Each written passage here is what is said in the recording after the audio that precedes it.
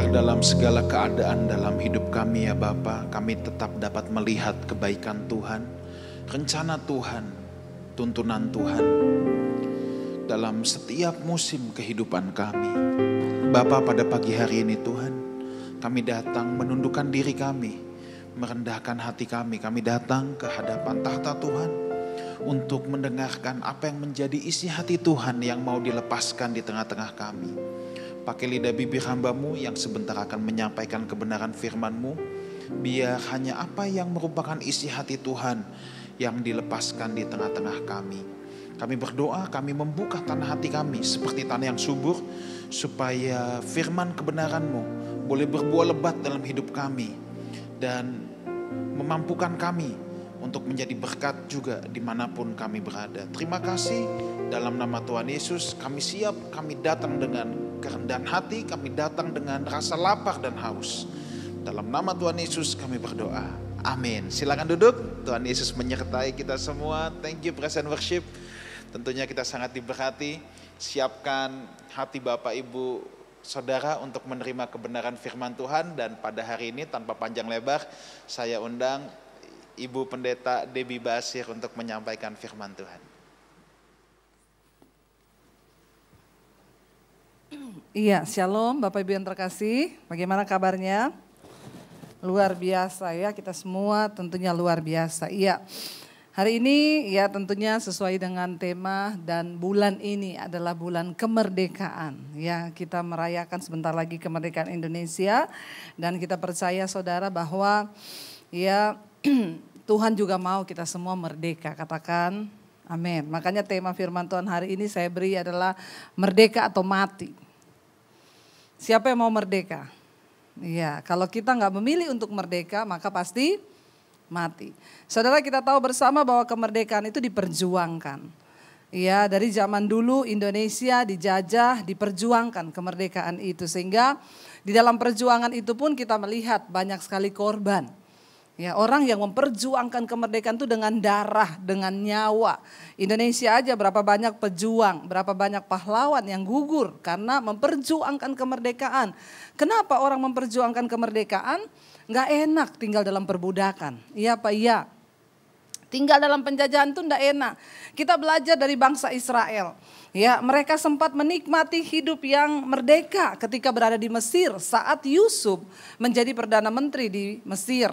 Tetapi ketika Fir'aun mati, ganti Fir'aun yang lain, akhirnya mereka diperbudak, masuk dalam penjajahan. Tidak enak tinggal dalam penjajahan, mereka berseru kepada Tuhan, meminta untuk dimerdekakan. Juga terjadi hal yang sama, dalam proses kemerdekaan itu tidak sedikit nyawa yang menjadi korban.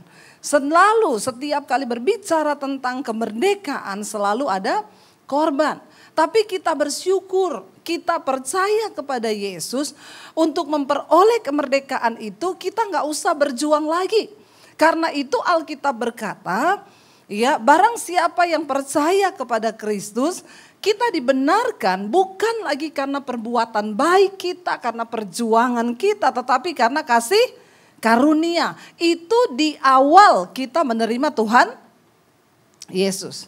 Nggak ada seorang pun dari kita yang benar, termasuk saya. Saya bertobat terima Yesus ketika keadaan saya, ketika kehidupan saya, ketika saya ada di dalam dosa. Justru di situ saya menerima Yesus, saya menerima anugerah. Bukan karena perbuatan baik saya diselamatkan, tetapi hanya karena kasih karunia. Yesus mati, darahnya tercurah, pengorbanannya, nyawanya untuk memerdekakan saudara dan saya. Tetapi setelah kita dimerdekakan, saya mau tanya saudara, bangsa yang sudah merdeka bisa jatuh lagi nggak dalam penjajahan? Bisa? Sudah pada sarapan belum ini? Ya, ayo kita sama-sama respons ya, biar kita sama-sama belajar. Bangsa yang sudah merdeka bisa nggak dijajah lagi? Bisa. Ya, Indonesia bisa nggak dijajah lagi? Bisa, kalau tidak berjaga-jaga. Nah, orang Kristen yang sudah dimerdekakan Tuhan Yesus bisa nggak jatuh lagi di bawah kutuk dosa dan terikat lagi di bawah dosa? Bisa nggak? Ini loh kita mau belajar. Hati-hati, sekarang banyak pengajaran yang memutar-mutar balikan firman. Sekali percaya Yesus pasti sorga. Sekali percaya Yesus sudah percaya saja. Karena Yesus sudah mati. Hati-hati. Mari kita buka bersama dulu Galatia pasal 5 ayat yang pertama. Judul khotbah hari ini merdeka atau mati. Tidak main-main. Ya, karena kita melihat keadaan sekarang ini memang benar. Banyak kematian terjadi akibat dosa. Galatia pasal yang kelima ayat yang pertama kita baca bersama 1, 2, 3. Kalau sudah ada 1, 2, 3. Supaya kita sungguh-sungguh merdeka, Kristus telah memerdekakan kita. Karena itu apa? Berdirilah teguh dan jangan mau lagi dikenakan perhambaan. Karena Kristus memerdekakan kita, makanya kita sungguh-sungguh merdeka. Orang yang menerima Yesus harusnya sungguh-sungguh merdeka. Merdeka dari apa, Bu? Dari dosa. Satu-satunya alasan Yesus turun ke dalam dunia memerdekakan kita, menyelamatkan kita dari dosa. Makanya jangan anggap sepele itu dosa. Ya, supaya kita sungguh-sungguh merdeka, Kristus yang memerdekakan kita. Kita nggak ada yang berjuang untuk kemerdekaan kita, saudara. Orang yang sudah jatuh dalam hukum dosa itu maut. Nggak ada tawar-tawar menawar. Akibat kejatuhan Adam dan Hawa, akhirnya kita semua juga masuk di bawah kutuk dosa. Ketika kita masuk di bawah kutuk dosa, tidak ada satupun manusia yang bisa menyelamatkan dirinya sendiri. Makanya kita perlu kasih karunia. Nggak ada dari kita yang berjuang untuk kemerdekaan dan keselamatan kita. Yesus satu-satunya korban yang memberikan kita kemerdekaan. Tetapi setelah Yesus memerdekakan kita, firman ini berkata, karena itu apa? Berdirilah teguh. Sebuah bangsa yang sudah merdeka bisa dijajah lagi kalau dia tidak berdiri teguh. Apa yang bisa memberikan bangsa berdiri teguh? Asas-asas negaranya. Yang kedua, saudara, orang-orang yang ada di dalam pemerintahan itu harus kuat berdiri. Ya, kalau enggak kita bisa dijajah lagi. Demikian juga dengan iman percaya kita kepada Tuhan. Tapi saya masih banyak menemukan di dalam pelayanan orang yang menyebut diri Kristen, bahkan hamba Tuhan loh. Mereka menyebut dirinya Kristen, pengikut Yesus, tetapi ternyata mereka masih berada di bawah perhambaan dosa. Kenapa, saudara? Karena tidak mau berdiri teguh. Bagaimana kita berdiri teguh? Aku percaya Yesus, aku mau melakukan firman-Nya, tidak ada satupun yang bisa menggoyahkan imanku. Sekali aku percaya Yesus, aku akan tetap menjadi pelaku firman, aku akan tetap berpegang kepada ajarannya dan tidak bisa digoyahkan. Itu namanya orang mau berdiri teguh. Tetapi di sini dikatakan, ya karena kita sudah merdeka, sungguh-sungguh merdeka, berdirilah teguh dan jangan mau apa? Lagi untuk dikenakan perhambaan. Kenapa orang bisa diperhamba? Karena memang mau untuk diperhamba. Ayat ini jelas berkata jangan mau lagi. Jangan mau lagi. Contoh nih, ada orang yang terikat dengan pornografi. Tiap hari harus nonton film porno, enggak usah angkat tangan. Ya, hati-hati saudara, hati-hati. Jangan engkau pikir itu biasa, apalagi sudah menikah. Kita bilang boleh, kita kan sudah menikah. Enggak boleh, tetap tidak boleh.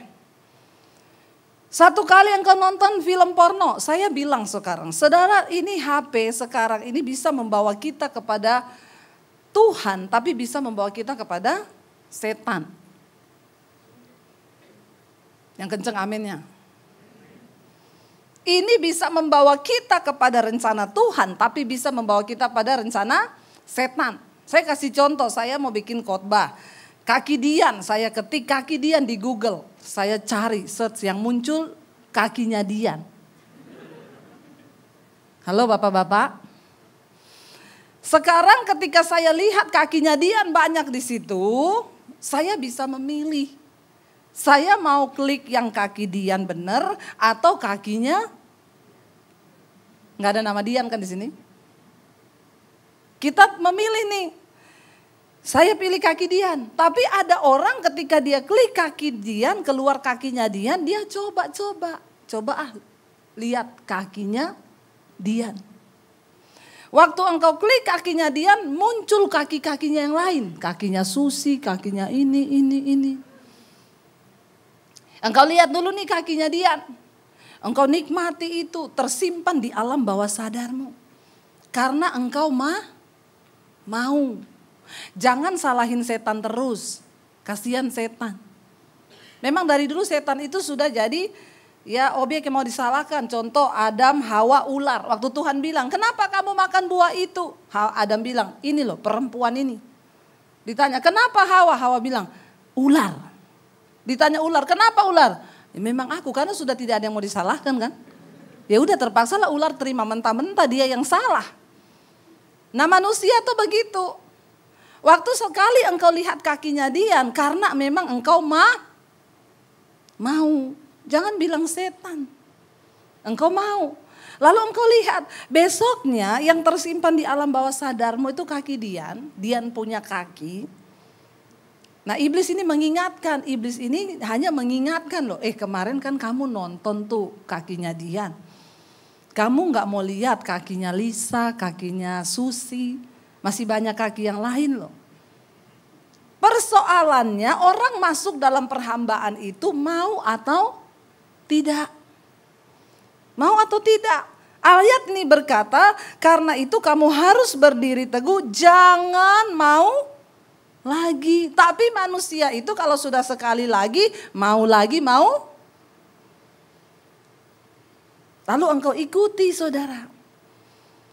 Apa yang terjadi dengan bangsa kita hari-hari ini? Saya percaya Tuhan sedang membersihkan bangsa ini. Ya, aparat-aparat yang terjadi di TNI, Polri kita lihat. Ini bukan rahasia lagi, memang sudah umum, viral. Yang di TNI, suami selingkuh. Mungkin karena pengen nikah masih ada istri, ya udah bunuh dululah istrimu. Sewa pembunuh bayaran. Dibayar 120 juta, harga nyawa istrinya cuma 120 juta. Disuruh orang tembak, waktu mau nembak, yang nembak ini masih punya takut Tuhan di hati.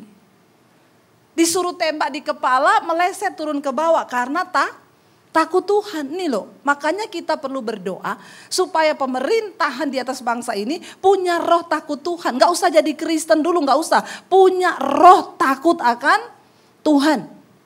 Kalau orang itu masih punya roh takut akan Tuhan, agamanya apa itu masih lumayan saudara. Yang penting punya takut Tuhan dulu. Ini enggak takut Tuhan ini yang bahaya. Biar pendeta sekalipun kalau enggak takut Tuhan mengerikan. Dia punya roh takut Tuhan yang disuruh tembak. Enggak jadi tembak kepala turun ke bawah. Enggak mati. Viral beredar kabar. Yang suruh bunuh istrinya ini malu kan. Sudah terlanjur malu. Lari ke selingkuhan. Selingkuhan enggak mau ikut-ikut. Saya enggak mau. Kamu pergi dari sini. Aku enggak kenal kamu. Pulang kampung, minta maaf orang tuanya, minum racun, mati. Tadinya dia pikir maut yang mengintai istrinya. Padahal roh maut itu mengikuti dia. Hati-hati saudara. Cara bekerjanya setan, cara bekerjanya iblis itu mengerikan. Engkau yang hari ini masih main-main dengan kenajisan dan percabulan, hati-hati. Hati-hati. Siapa yang menyangka dia akan berakhir mati dengan bunuh diri? Dia pun tidak menyangka. Tapi setan tidak akan pernah meloloskan orang-orang yang jatuh dalam perangkapnya. Karena ujung-ujungnya tujuan setan itu apa? Binasa. Hari-hari ini setan juga bekerja lembur. Kenapa? Dia tahu waktunya singkat. Kalau setan lembur, masa pendeta gak mau lembur? Amin apa amin. Makanya saya gak mau membuang waktu. Hari ini kita bekerja giat bagi pekerjaan Tuhan. Supaya semakin banyak orang diselamatkan. Saya baru pulang dari Makassar, Toraja. Kita bikin seminar hamba-hamba Tuhan. Di Toraja puji Tuhan yang ikut 500 lebih hamba Tuhan. di Makassar. Di Toraja kemarin 1035 hamba Tuhan terkumpul dari 30 denominasi gereja. Kami bersatu di situ berdoa.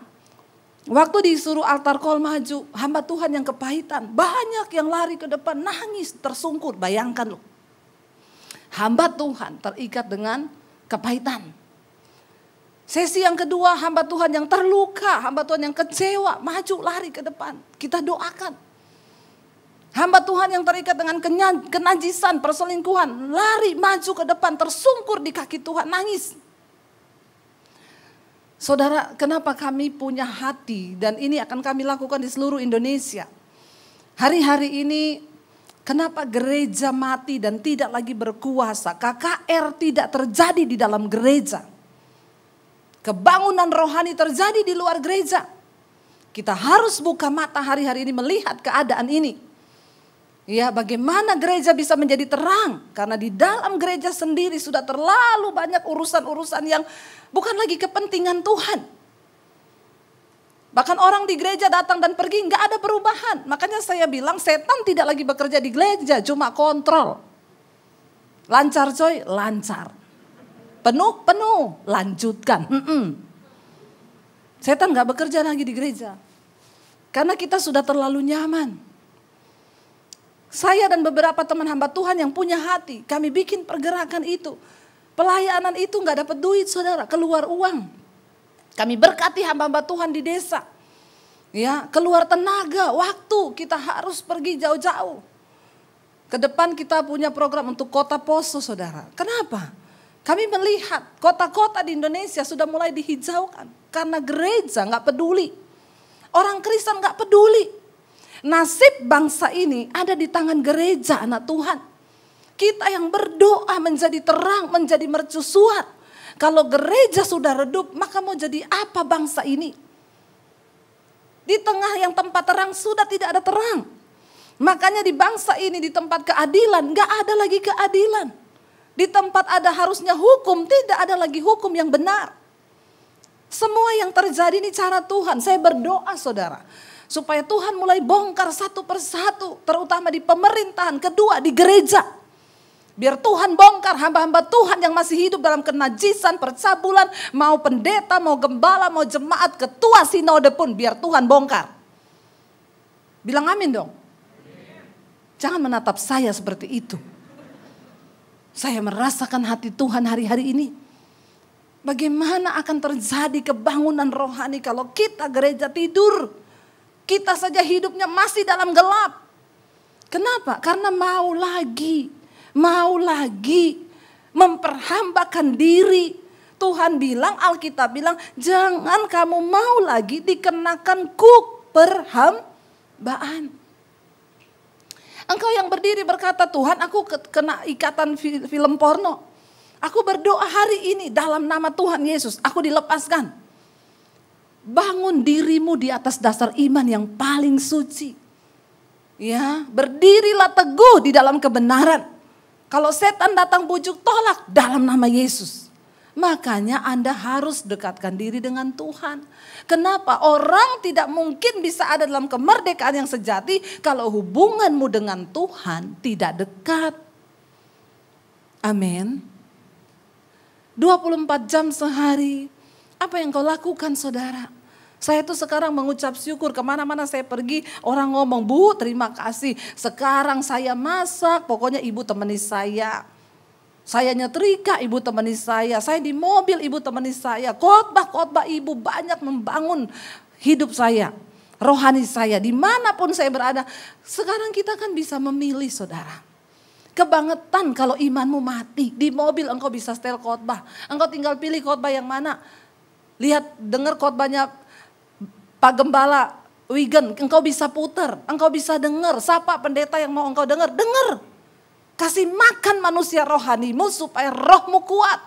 Berdiri teguh dan jangan mau lagi dikenakan kuk perhambaan. Karena kalau engkau tidak menjadi hamba kebenaran, engkau akan jadi hamba dosa. Kalau enggak jadi hamba Tuhan, engkau jadi hamba setan. Hamba Tuhan itu bukan soal jabatan pendeta. Kita semua yang mengaku percaya Yesus harus jadi hamba Tuhan. Apa itu namanya hamba Tuhan? Orang yang taat pada Tuhan. Orang yang taat pada kebenaran. Kita lihat saudara. 2 Korintus 3 ayat yang ke-16 sampai 17 berkata begini saudara. Bagaimana kita bisa tidak kena kuk perhambaan lagi? Kita harus jaga itu. Jangan pikir setelah jadi Kristen sudah Kristen. 2 Korintus 3 pasal 16 firman Tuhan berkata begini saudara. Ya, bagaimana hati kita, tanah kita ini dibajak supaya kita ini sungguh-sungguh berbalik kepada Tuhan. Baca bersama 1, 2, 3. Tetapi apabila hati seseorang berbalik kepada Tuhan, maka selubung itu diambil daripadanya. Sebab Tuhan adalah roh. Di mana ada roh Allah, di situ ada kemerdekaan.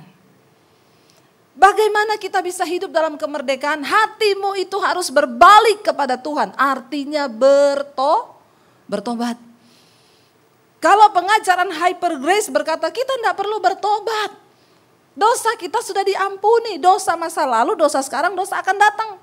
Jadi tidak perlu bertobat, maka kebablasanlah hidupmu. Makanya banyak orang tidak pernah berubah jadi Kristen, hidupnya tetap begitu. Dosa tetap dosa. Karena apa? Tidak mau bertobat. Walaupun kita sudah menjadi Kristen, hati ini harus terus berbalik tiap hari. Balikan hatimu kepada Tuhan. Bangun pagi, Tuhan terima kasih engkau bangunkan aku dengan tubuh yang sehat. Hari ini adalah hari anugerah. Aku mau berjuang agar hidupku hari ini dalam kekudusan. Katakan, nanti siang engkau dengerin khotbah, engkau dengerin puji-pujian. Itu namanya hatimu berbalik kepada Tuhan. Saya hari-hari ini serius mengingatkan saudara.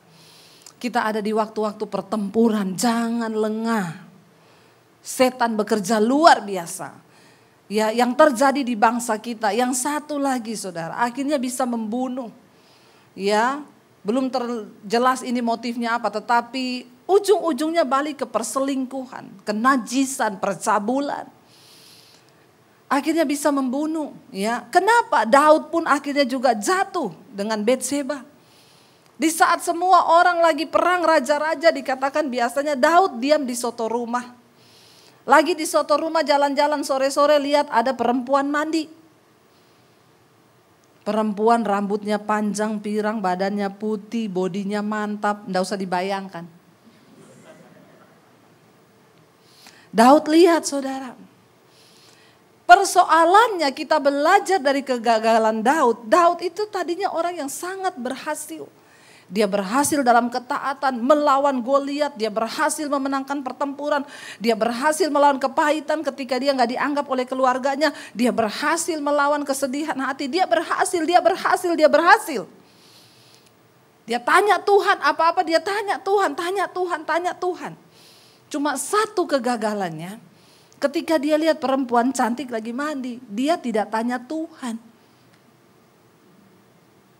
Dia tanya siapa?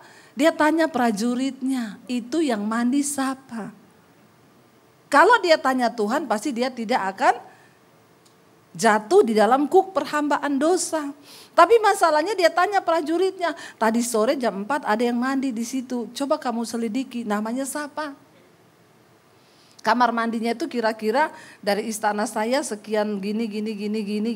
Oke, raja. Ya. Dia pergi cari tahu, dapat info balik. Saya sudah tahu itu perempuan raja siapa? Namanya Batseba. Dia istri Uria, prajuritmu lagi pergi berperang. Daud bilang, bisa enggak kamu panggil dia datangkan ke istanaku? Perhatikan cara kerja dosa. Dari mata turun ke hati. Dia biarkan setan mempengaruhi tadinya saudara. Padahal dia ini orang yang peka dengan Tuhan loh. Semua dia tanya Tuhan. Masalah Batseba dia tidak tanya Tuhan. Hati-hati bapak-bapak. Akhirnya ketika dia melihat, dibawalah perempuan ini ke istana. Singkat cerita Alkitab berkata Daud meniduri Batseba. Ketika Daud meniduri Batseba, lalu Alkitab berkata, hamillah, mengandunglah Batseba. Ngomong ke Daud, aku mengandung. Ketika engkau melakukan satu dosa, maka setan akan menyuruh engkau melakukan dosa yang lain untuk menutupi satu dosa ini. Dan disitulah engkau akan masuk dalam yang namanya perbudakan dosa. Tadinya sudah merdeka. Gara-gara lakukan satu dosa, bikin dosa yang lain. Bapak-bapak, waktu engkau sembunyikan SMS satu perempuan di HP-mu, maka engkau akan mulai bikin dosa yang lain untuk menyembunyikan satu dosa itu. Jadi daripada engkau sembunyi, hiduplah transparan apa adanya. Nggak usah bikin dosa. Orang yang paling bahagia di dalam dunia ini bukan orang kaya, tapi orang yang hidup dalam kebenaran. Nggak ada intimidasi iblis. Akhirnya saudara, Alkitab berkata Betseba hamil. Daud bingung. Bagaimana caranya orang suaminya lagi perang. Kok bisa istrinya hamil? Lalu Daud suruh orang. Kirim surat ke panglimanya. Pulangkan Uria. Ya. Uria dipulangkanlah. Balik dari medan pertempuran. Daud bilang, kamu kan sudah perang ya, ini tak kasih hadiah, saya kasih makanan enak, kamu pulanglah tidur dengan istrimu. Pikirnya Daud kalau Uria pulang tidur sama istrinya Betseba, lalu Betseba hamil, amanlah dia. Dia bisa menyembunyikan dosanya, dia pikir Tuhan tidak melihat apa yang dia buat. Ingat Bapak Ibu, semua dosa yang kita lakukan Tuhan Maha melihat. Percuma engkau tutupi dosamu di hadapan manusia karena Tuhan melihat. Sehebat apapun engkau di gereja, pelayananmu, mungkin sebagai pemusik, WL singers, kalau engkau hidup di dalam dosa maka Tuhan melihat hidupmu. Lalu Daud suruh Uria pulang tidur sama istrinya. Uria adalah seorang prajurit yang sangat berintegritas. Kalau kita bicara tentang integritas, kita bisa belajar dari Uria. Uria ngomong apa? Tuanku, tabut ada di tengah-tengah medan pertempuran. Semua teman-temanku dan para prajurit sedang menaruh nyawa. Mereka hanya tidur di tenda di medan pertempuran di padang gurun. Lalu aku disuruh pulang tidur dengan istriku demi nyawa Tuanku. Dan demi nama Allah yang hidup, aku tidak akan melakukan hal itu. Aku tidak akan pulang bersenang-senang dengan istriku. Sementara teman-temanku lagi bertarung nyawa. Wow, integritasnya luar biasa. Tidak sampai di situ, Daud bingung. Uria tidur di sotoh istananya dengan pengawal-pengawal yang lain. Besoknya hari kedua Daud cari cara lagi. Dia harus tidur sama istrinya nih. Tidur sekali aja udah beres. Ternyata Uria dikasih mabuk. Sama Daud disuruh minum. Minum dia sampai mabuk. Tapi orang berintegritas itu biar mabuk tetap berintegritas. Tapi saudara jangan pulang mabuk semua. Ya. Lalu Uria suruh tidur dalam keadaan mabuk. Uria bilang, aku tidak akan melakukan itu. Dia tetap tidur karena dia mabuk terpaksa. Disuruh sama raja minum. Ya kalau raja yang suruh tembak, ya tembak saudara. Mau bagaimana? Yang suruh bos. Tidak berdaya anak buah. Dia tidur di soto istana. Akhirnya Daud bingung. Daud menulis surat pembunuhan untuk Uria. Dari dosa kenajisan awalnya cuma lihat di kamar mandi loh. Ini Betseba mandi. Ya saudara perhatikan ya. Dia biarkan dosa itu. Dia mau lagi memperhambakan diri. Lalu hamil. Bikin rencana. Bikin skenario. Orang itu kalau udah bikin dosa banyak skenarionya. Saya berdoa saudara ini tidak bikin-bikin skenario. Amin. Ngeri. Ngeri. Akhirnya saudara dia tulis surat pembunuhan untuk Uria. Dan yang lebih luar biasa lagi, Uria membawa surat kematiannya sendiri. Isi suratnya, dia bilang kepada panglimanya, Yoab, kamu tempatkan nanti Uria di barisan paling depan. Di pertempuran yang hebat. Supaya ketika senjata musuh menyerang, Uria yang pertama kali mati. Ya namanya anak buah terima perintah lakukan. Panglima perangnya bilang, Uria kamu di barisan paling depan. Uria juga tidak banyak tanya. Dia lugu saja maju di barisan paling depan. Dan benar saja ketika panah datang, Uria yang pertama kali kena dan dia mati. Maka ketika Daud mendengar Uria sudah mati, dia mengelus dada. Aman. Dosanya sudah tertutupi. Ketika Uria dimakamkan, selang beberapa waktu lamanya dia menyuruh Betseba diambil datang ke istananya dan dinikahi sebagai istri.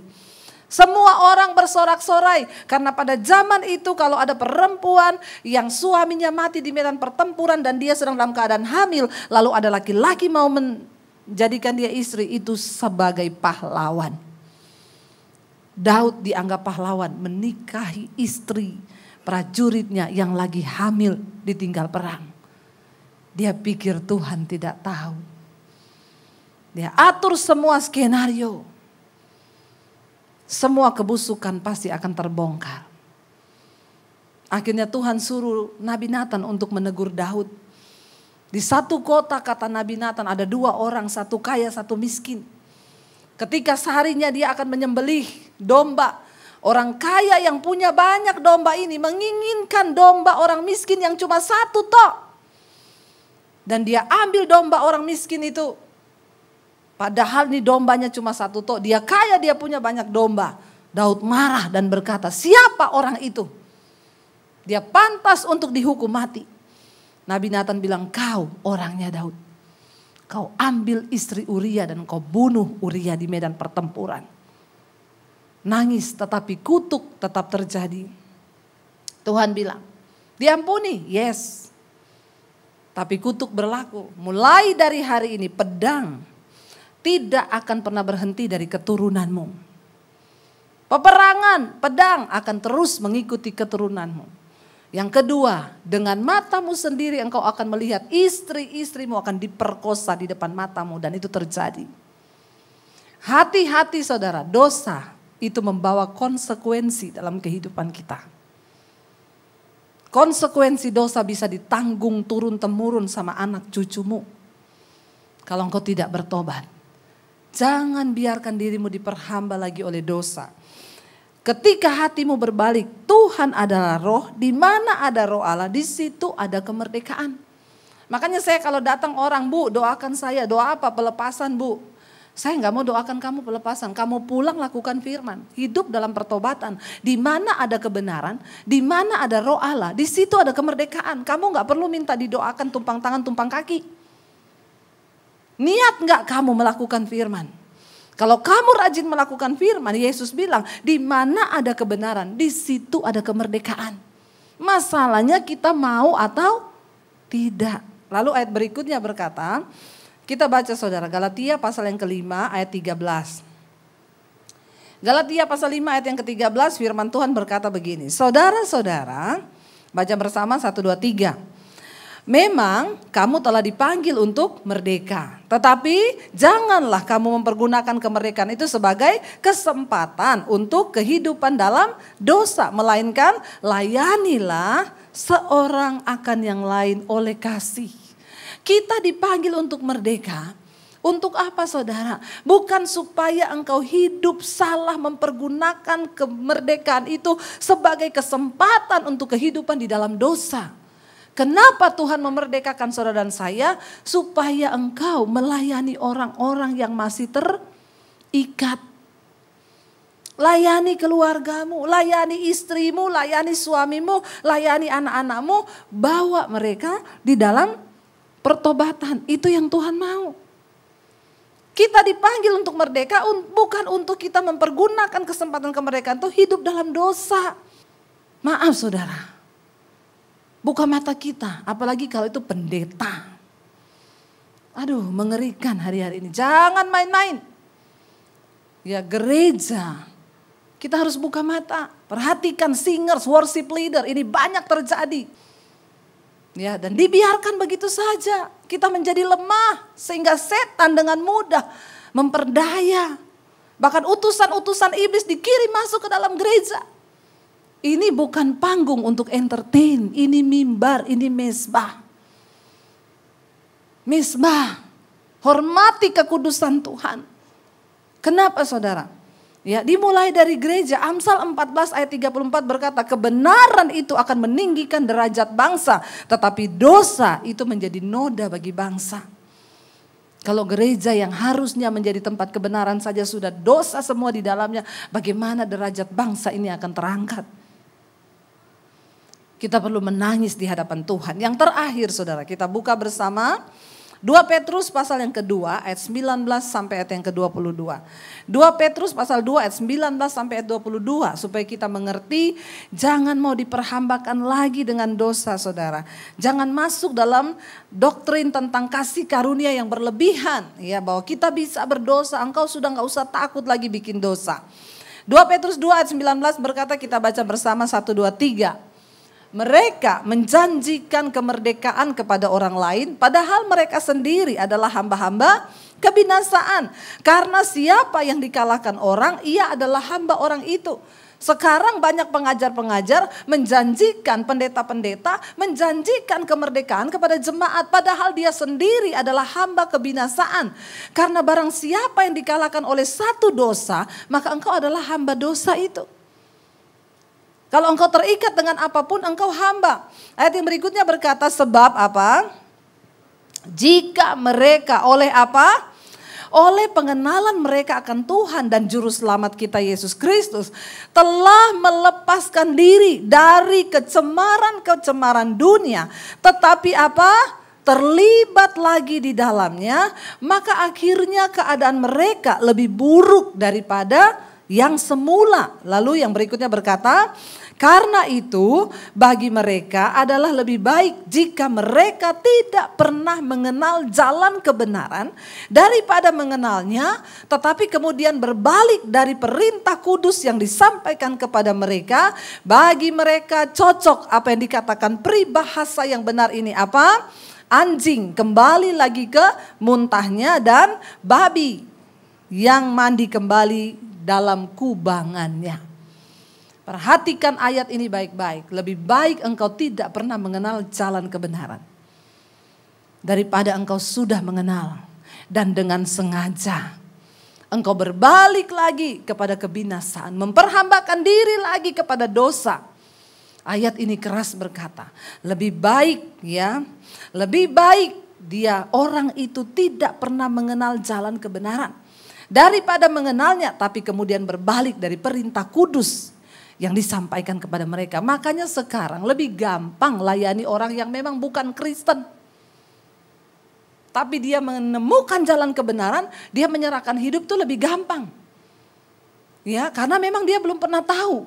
Waktu dia terima kasih karunia itu, benar-benar itu berharga sekali. Beda sama yang sudah Kristen.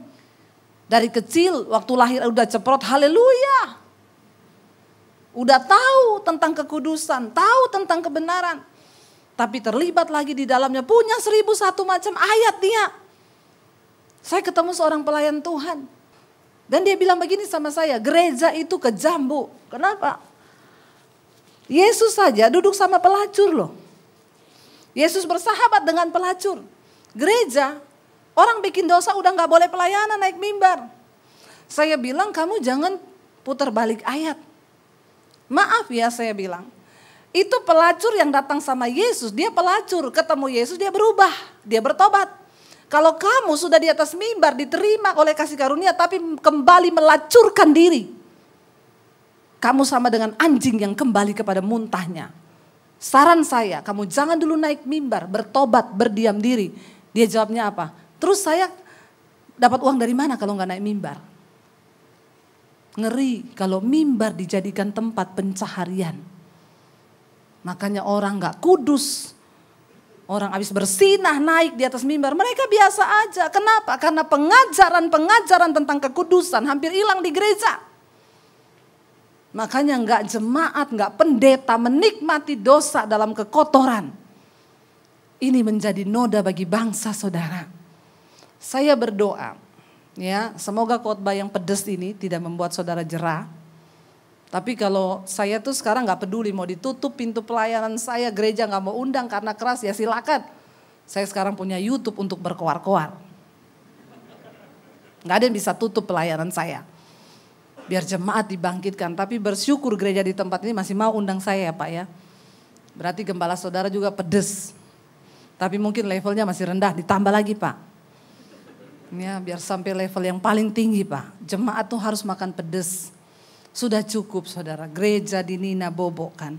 Dimulai karena kenapa? Alkitab berkata, nanti pada akhir zaman Tuhan bilang, semua akan dimurnikan dan pemurnian akan dimulai dari rumah Allah sendiri. Dari anak-anak Tuhan, dari gereja Tuhan, dari pendeta-pendeta. Yang bobrok akan mulai tersingkirkan. Kita semua berdoa.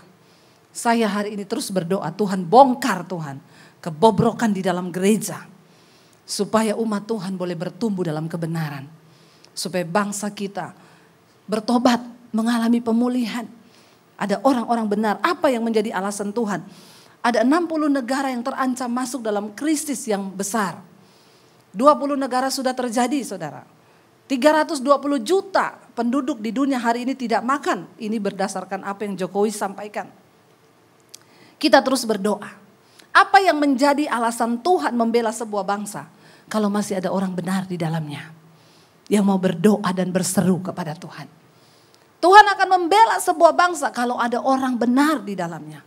Yang masih memohon kepada Tuhan untuk sungguh-sungguh membela bangsa ini. Siapa yang mau membela bangsa ini? Kita, gereja Tuhan.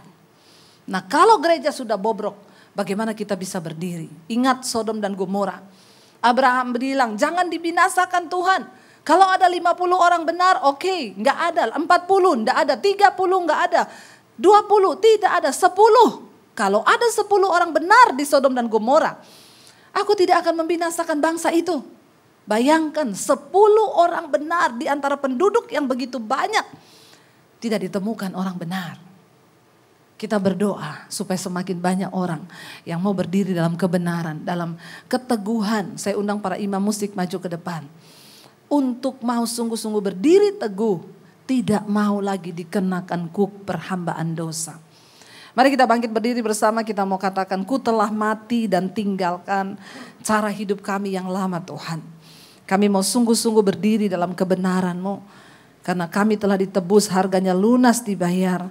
Dan itu semua dulu sia-sia apa yang kami lakukan.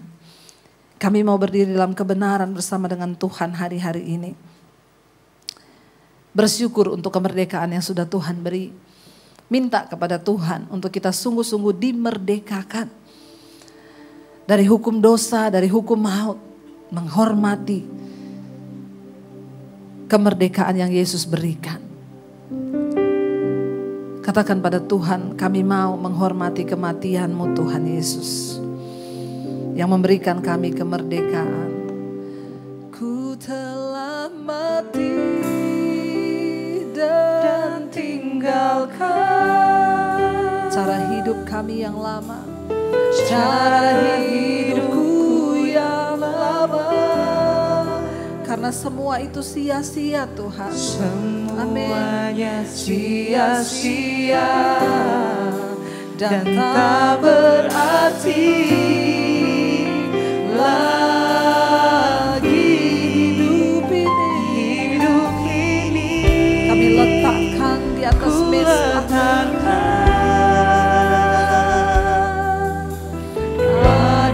Mezbah-Mu ya Tuhan. Jadilah Tuhan, jadilah padaku seperti yang Kau ingin. Lebih lagi aku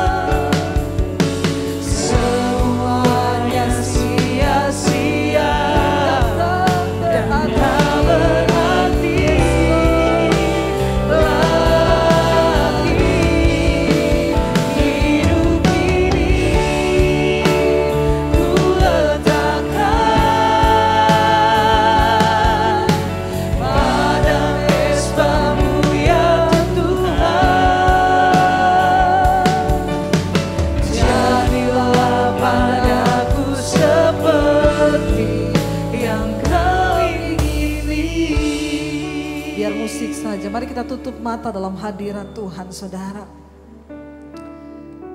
Tuhan, kami mau mati dan meninggalkan segala hidup kami yang lama. Betapa mudahnya seringkali kita meninggalkan kasih karunia Tuhan. Dengan apa yang sudah Yesus berikan, pengorbanan darah, nyawa, tubuh yang tercabik. Dia berikan semua itu karena kasih-Nya. Tapi seringkali betapa mudahnya kita meninggalkan kasih karunia itu. Dan lebih memilih dosa. Kembali lagi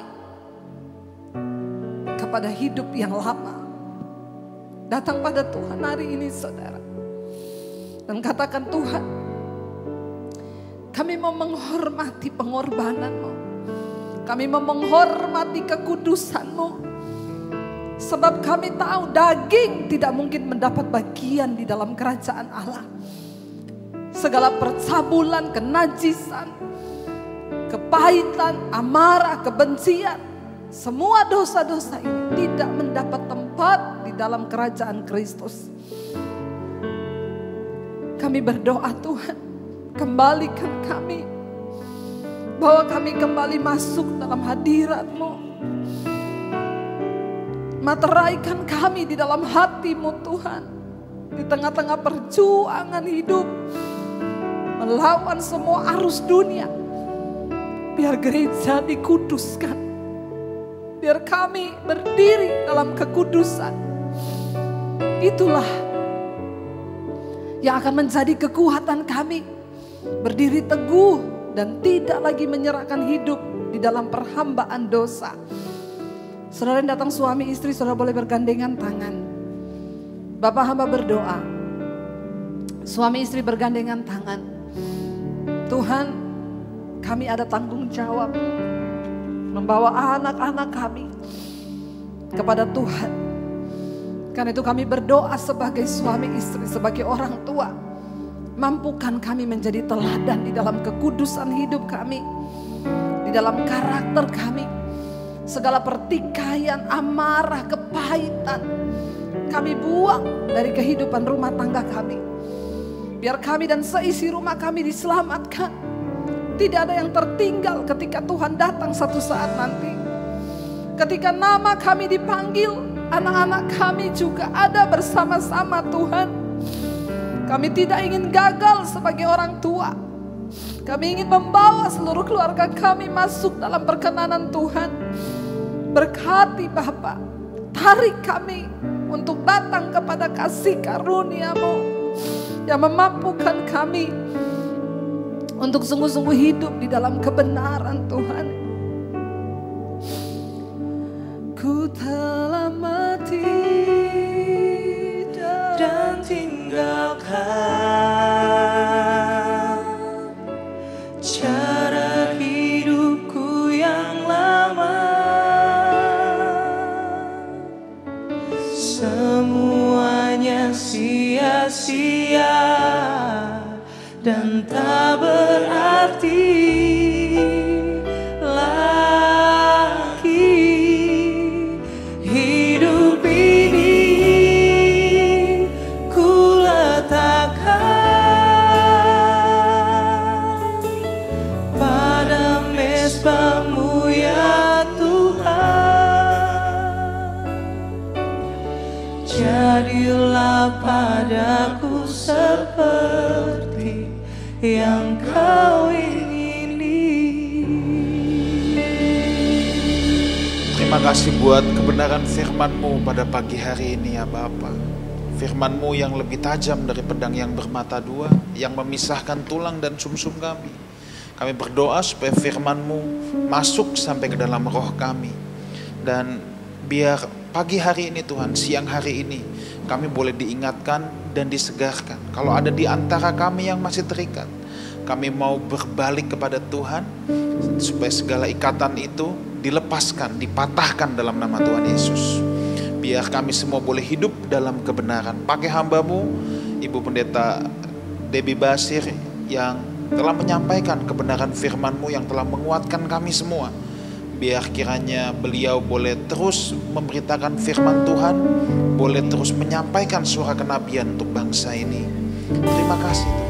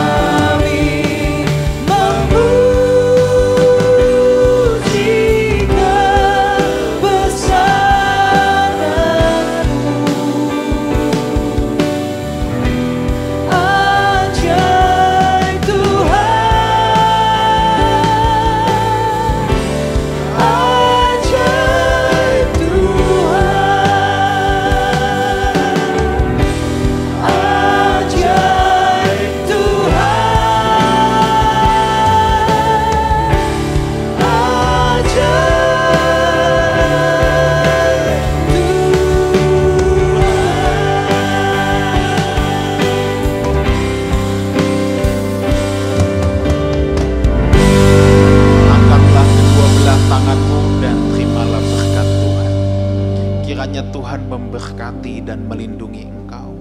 Tuhan menghadapkan wajahnya kepadamu dan menyinarinya dengan kemuliaannya dan memberikan kepada kita kasih karunia-Nya.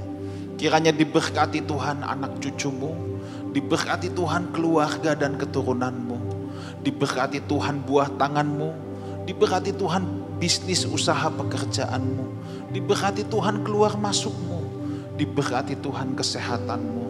Kita semua akan diberkati Tuhan dalam apapun yang kita lakukan. Sebab kita semua punya tugas untuk menjadi berkat dimanapun kita berada. Kita semua punya tugas untuk menjadi perpanjangan tangan Tuhan dimanapun kita berada. Dan biar kiranya berkat dari Allah Bapa kita, cinta kasih karunia dari Tuhan kita Yesus Kristus, persekutuan yang indah dan yang manis dengan Roh Kudus menyertai kita semua sampai Maranatha.